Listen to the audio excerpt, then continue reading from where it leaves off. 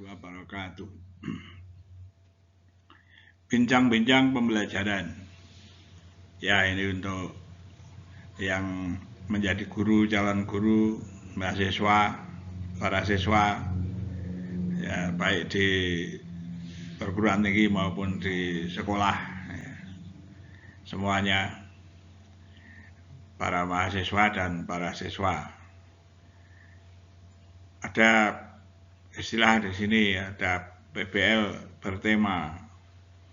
PBL itu singkatan ini ya, dari Problem Based Learning, pembelajaran berbasis masalah bertema. Nah, misalnya itu ada gambar gunung, ada pertanian, tema-temanya itu dikaitkan dengan yang kontekstual. Kontekstual itu yang dikenal lah oleh para siswa, oleh para guru. Ya, tema-temanya itu yang menarik, yang dikenal oleh para guru. Maksudnya bagaimana? Misalnya temanya masalah kereta api, tetapi di Papua ya tentu kurang mengena karena di sana belum ada kereta api, kecuali kalau di kota yang ada kereta apinya. Ya, kalau di hutan-hutan ya tidak, temanya kereta api gitu kurang mengena, ya kurang, namanya kontekstual ya. Jadi dipilih-pilih temanya itu. Kalau ada siswa di gunungan, ini ada Gunung Sumbing misalnya, ya di sekitar Gunung Sumbing, ya, itu yang dikenal oleh siswa. Nah, ini sedikit saja orang itu berkreatif. Ini bagi mahasiswa juga bisa untuk skripsinya ya begitu. PBL bertema pembelajaran ya berbasis masalah, ya. Pembelajaran berbasis masalah, Problem Based Learning bertema. Nah, ini hanya sedikit kreasi yang kecil tapi juga barangkali bermanfaat bagi pemirsa semuanya yang belajar.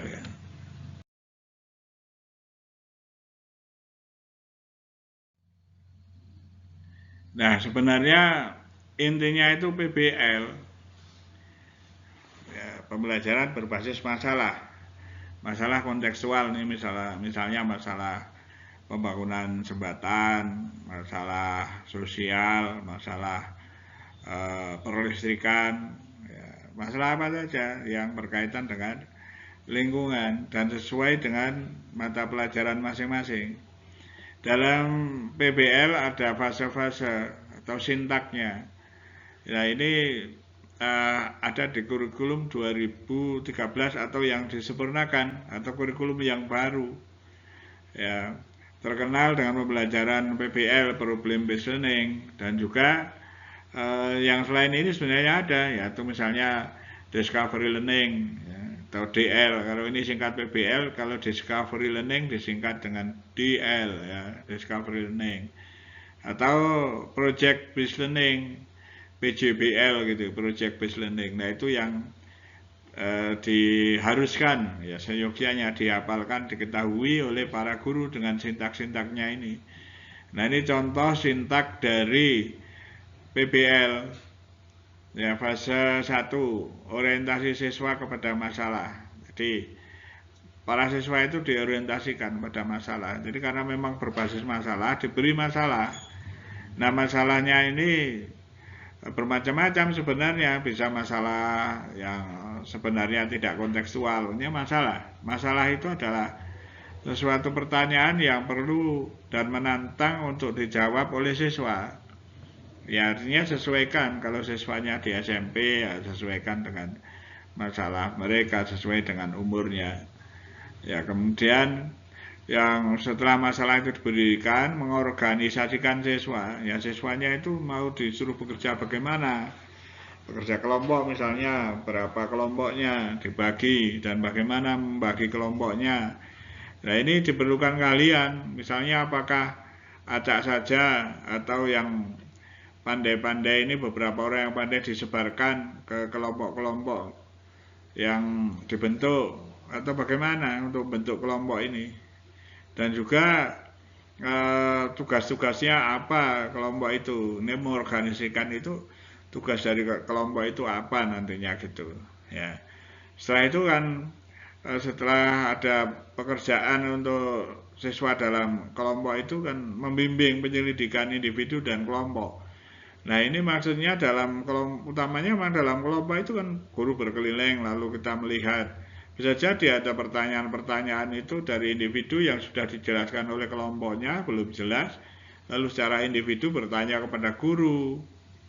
Nah guru menjawab, disitulah guru membimbing penyelidikan secara individu oleh siswa itu, dan penyelidikan kelompok. Ya kelompoknya itu nanti biar supaya tidak diam saja memikir sendiri semua, ya dibimbing untuk bisa berdiskusi, bisa memecahkan bersama, saling silih tanya, ya bertanya dan juga saling memberi, ya yang agak pintar di situ mengajari yang kurang pintar, yang punya pengalaman dalam memecahkan masalah itu bisa sharing pengalaman. Ya. Lalu yang fase 4 mengembangkan dan menyajikan hasil karya. Setelah selesai bekerja, hasil karyanya disajikan. Saya mengamati di beberapa sekolah dasar itu kalau menyajikan hanya membaca saja.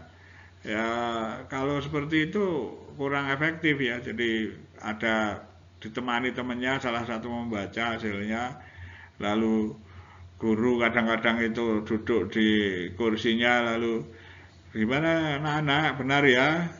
Ya anak-anak ya jawab benar, lalu sudah puas semuanya. Ya sebenarnya bukan begitu, ada diskusi, mengembangkan dan menyajikan hasil karya. Kalau mau praktis bisa ditempel di dinding, ya disiapkan ada tempat untuk menempelnya, ya di dinding kelas misalnya, supaya teman-temannya bisa melihat apakah pekerjaannya itu benar atau tidak, ya atau mungkin ada cara-cara yang lain dari temannya bisa kelihatan, ya diberi waktu untuk saling melihat hasil karyanya itu. Jadi mengembangkan dan menyajikan hasil karya, dan juga guru memandu untuk diskusi kalau itu apalagi untuk anak-anak SD ya, SMP ya perlu dipandu, ya juga bahkan di mahasiswa pun dipandu oleh dosen supaya pemahamannya menjadi tidak keliru. Itu tugas dosen, tugas guru itu mengembangkan dan menyajikan hasil karya ini dalam hal meluruskan ya kalau ada hal-hal yang kurang pas yang disajikan oleh para siswanya, para mahasiswanya. Fase 5, menganalisis dan mengevaluasi proses pemecahan masalah. Jadi kalau masalahnya itu sama, misalnya setelah menyajikan semua, ya kita analisis dan mengevaluasi proses pemecahan masalah. Misalnya mana yang paling baik di antara kelompok-kelompok itu. Semuanya benar, tapi cara yang paling praktis, yang paling efektif yang mana. Misalnya seperti itu. Jadi kita analisa mengapa memilih itu yang paling efektif, atau mungkin memilih cara yang lebih panjang tapi itu akan lebih baik dan mudah, atau mungkin biayanya lebih murah dan sebagainya. Ya punya apa yang muncul di dalam proses itu. Ya, jadi proses pemecahan masalah itu.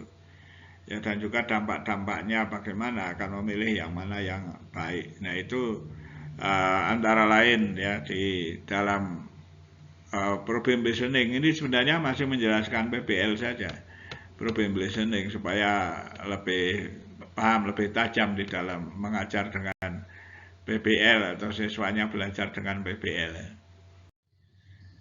Sebenarnya untuk PBL bertema itu sederhana idenya, kan ada PBL, ada masalah dunia nyata, sebut saja masalah kontekstual, saya menyebutnya begitu.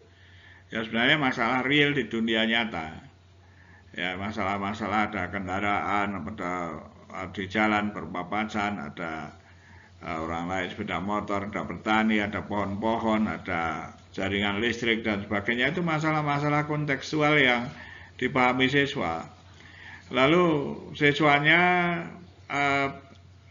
lalu gurunya memikir dan siswanya memikir bertema, temanya apa? Ya, tema-tema ini nanti disebarkan baik dalam masalahnya, ya masalahnya itu masalah kontekstualnya itu diberi tema, misalnya laju, ya laju mobil itu waktu bergerak. Ya. Jadi itu kalau ada mobil, ada jalan itu bisa berkaitan dengan misalnya ada kecepatan, ada jarak, ada waktu. Nah itu yang mereka kenal, ya. Lalu bisa antara lain ketika mengajarkan tentang ya, hubungan antara jarak, kecepatan, dan waktu bisa menggunakan kontekstual mobil yang sedang melaju, berjalan. Nah itu jadi ada temanya. Temanya adalah misalnya menaiki kendaraan atau berkendara atau bepergian keluar kota. Nah itu banyak sekali kan yang namanya tema, ya temanya dalam untuk masalah itu. Lalu dirakitlah masalah itu dalam soal-soal yang disebut masalah bertema.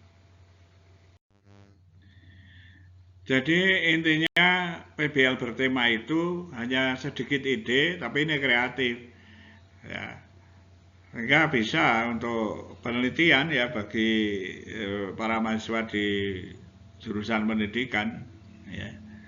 PBL bertema lalu dicobakan dengan PBL biasa, lebih menarik yang mana dan hasil-hasilnya nanti bagaimana, tentang keefektifannya, tentang karakter para siswanya dalam memecahkan masalah dan sebagainya, banyak hal yang bisa diteliti. Ya sebenarnya idenya adalah pembelajaran ini pembelajaran dengan model PBL, lalu dilengkapi dengan tema, maksudnya lembar kerja siswa, LKS, atau kalau sekarang itu lembar kerja peserta didik, silakan saja ya. Peserta didik itu ya kalau siswa itu di sekolah, kalau mahasiswa di perguruan tinggi, kalau di pelatihan ya peserta pelatihan itu peserta didik. Nah, menggunakan lembar kerja siswa gitu namanya nggak masalah ya.